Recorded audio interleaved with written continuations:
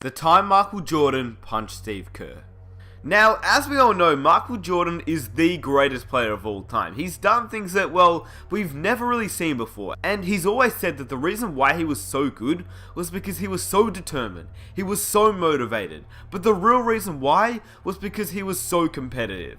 We all know that. Michael Jordan was by far the most competitive person I think I've ever seen. And the amount of stories I've heard, and I'm pretty sure you have too, of Michael Jordan and his competitive nature is just insane. But the story that I'm about to tell you is one that doesn't really get talked about often, and personally, I think it's one of the best Michael Jordan stories, not because of what happened, but because of the end result, and how it affected both players heading into future years as teammates. As you know, if you're subscribed to the channel, I like to share stories that people don't really talk about, so if you're new around here, be sure to subscribe and enjoy the video. Here's the time Michael Jordan punched Steve Kerr. Also, very quickly before I get started, is that there's going to be clips of Michael Jordan as a cartoon, and it's actually Michael Jordan telling the story of what happened just as a cartoon, so if you want to watch the whole thing, I'll leave a link in the description, but other than that, I hope you guys enjoy the video.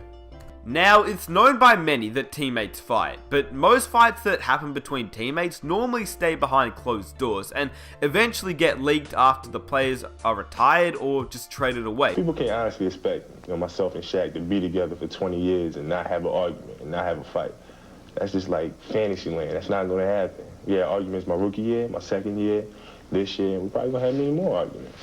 Did he connect on the punch you threw? No. No, I was swift on the duck. You know? You ducked out of it? Did you throw one back? Yeah, well, we just kind of got into like a pushing and shoving match.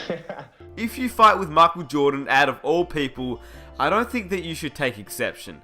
Not because he wasn't like anyone else, well, technically he wasn't like anyone else, but because of how competitive he is, and Steve Kerr knew that. But Steve Kerr also didn't know what he was thinking, and I quote, "I don't know what the hell I was thinking," laughing as he recalls his scrap with the Chicago Bulls legend in 1995 at the Bulls training camp.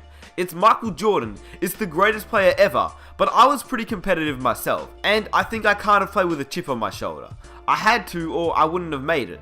Now, these words from Steve Kerr are true, but I don't know why, maybe it's just me, but I can't imagine Steve Kerr in a fight. He just seems like a nice guy. Anyway, that's besides the point, because he obviously was in the fight, and so was Michael Jordan. In fact, I'll let Michael Jordan do most of the explaining, because, well, he can obviously explain the story better than I can, because he was obviously there.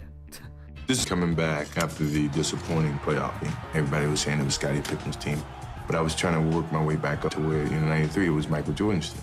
So it all started in 1995 when Michael Jordan and Steve Kerr got matched up in a scrimmage. It was very intense. Michael Jordan heard all the critics after the Bulls' playoff loss to the Orlando Magic and intended to silence them. The postseason defeat to the Magic in the conference semifinals, his first series loss since 1990, and many believe that his best years were behind him. I mean, when you think about it now, he literally did just come out of retirement that year, but because Jordan is, well, Michael Jordan, at 32 years old, Jordan was wanting to prove to haters otherwise. So yeah, the offseason started and this particular scrimmage came around. All Jordan could think about was the haters from the previous season, and he just wanted to prove them wrong. Instead, Phil Jackson, obviously the coach of the Chicago Bulls at that time, thought it would be a smart idea to spice things up a little bit. And this one day, I don't know, I was just in a very feisty mood. And Phil put Steve Kerr opposite of me. But he was giving Steve all the calls. And I'm getting like really ticked off. Anyway, Jordan was furious, and as a notorious trash talker, he and Kerr started talking trash on a couple of possessions, and then it just escalated from there. Now, we all know that Steve Kerr seems like the nice guy, and to be honest with you, the way that I visioned the event, I think Jordan probably said something a little bit too far, and that's how it all clicked, but I couldn't tell you for sure since I obviously wasn't there. Steve Kerr then says, "I took exception to something he said. So I was talking back, and I don't think Michael really appreciated that. And we got in the lane, and he gave me a forearm shiver to the chest, and I pushed him back. And next thing you know, our teammates were pulling him off me." One thing led to another. Next thing you know, I fouled him real hard. He fouls me real hard. And then before I knew it, I hauled off and just whacked him right in the eye. All the anger, all the comments of people saying that my skills had eroded and I wasn't the same Michael Jordan. And I was letting everything go. Of course, Steve Kerr got the worst part of the incident. I mean, he ended up with a black eye, but that's pretty much what happened to most players when they challenged Michael Jordan. But the thing was, and this is the main reason I wanted to make this video, is that after the fight happened, Steve Kerr earned Michael's respect. But yeah, Steve Kerr, only 6'3" against Michael Jordan, you would assume that he would get the worst of it, and he did. He ended up with a black eye. He threw some punches before, it was all broken up too, so good on him. The next day in practice, I'm looking at Steve. Steve got the biggest black eye. And when I saw him, I went right up to him. I said, you know what? I'm totally sorry. I just lost my temper. He says it was partly my fault, too. I knew not to push you. We two grown men and teammates stood there for almost 20 minutes apologizing to each other. From that point on, I've always respected him. He didn't give up. He fought back. You know, he may have gotten the worst end of it, but I respect him. Now, the fact that I found really interesting and completely forgot about was the fact that Steve Kerr and Michael Jordan didn't really have much of a relationship at this point. They'd only played together for 2 months, so the fact that Steve Kerr actually retaliated to Michael meant that Steve Kerr most definitely made Jordan respect him from that night forward. Jordan explained after the incident that he apologized. And I called back to the Bulls practice facility, and they gave me Steve's phone number, and I got his answer machine. And I said, Steve, I am so sorry. My anger got the best of me. I really am trying to get myself back to where I once was, and it was just something that shouldn't have never happened, and I truly apologize for it. Now, the thing that I love about this whole story is what actually came up after the fight. I mean, we all know that Steve Kerr, as a man who was one of the nicest guys in the NBA landscape, but the fact that he protected himself was the right thing to do. He says that he was embarrassed by how he was being treated and he wasn't going to put up with it. He also said that it was a totally different relationship from that point on. There was also mutual respect, with Kerr feeling that Jordan trusted him on the court more in important situations, which we now know is obviously true. Just look at the time Jordan trusted Kerr to take the game winner in the 1997 NBA Finals. That's pretty crazy.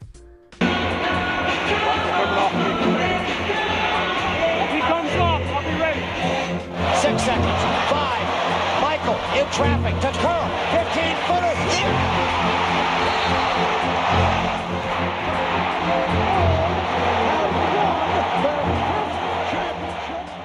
Now, it has to be said, the Bulls couldn't have been great without their immense talent of Jordan, Pippen, and Rodman, but they couldn't have been historic without coming together with players like Steve Kerr, Kukoc, and Ron Harper. The Chicago Bulls avoided major issues after the Kerr-Jordan incident and never lost more than 2 games in a row, taking on the characteristics of its coach and its leader.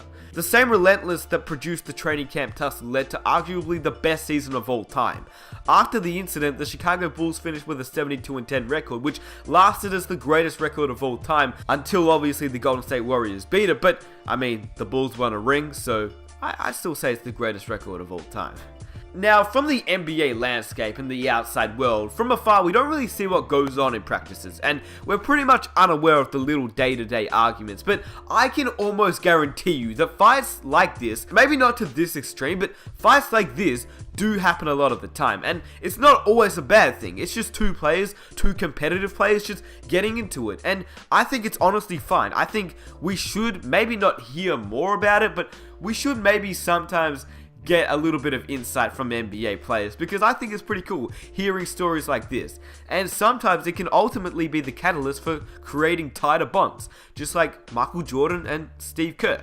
I honestly think that without the scuffle between Michael Jordan and Steve Kerr, the relationship between the 2 players probably wouldn't have been so strong. And I also want to mention the fact that Steve Kerr is probably one of the most genuine people in the basketball world, whereas Michael Jordan, no matter how great he was as a player, which I mean, he was obviously the greatest player of all time, he really wasn't the nicest bloke, and I'm pretty sure most of us know that. He was a great player, don't get me wrong. I'm not saying his basketball talent was not there. It was the greatest, he is the GOAT. But I'm saying, as a person, I don't think he was the nicest bloke, and that's just part of his nature. That's how he was. That's his competitive nature, and that's the reason why he was so good.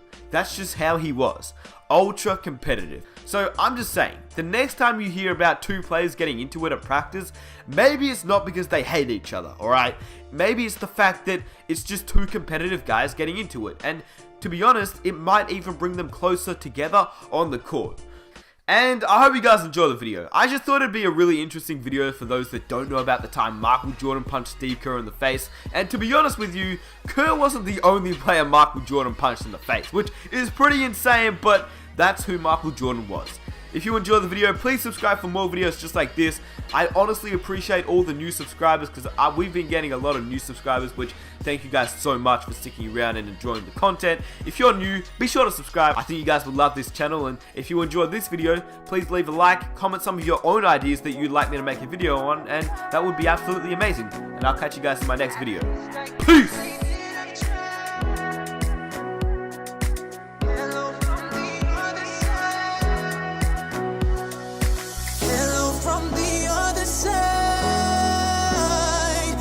Must have called 1,000 times.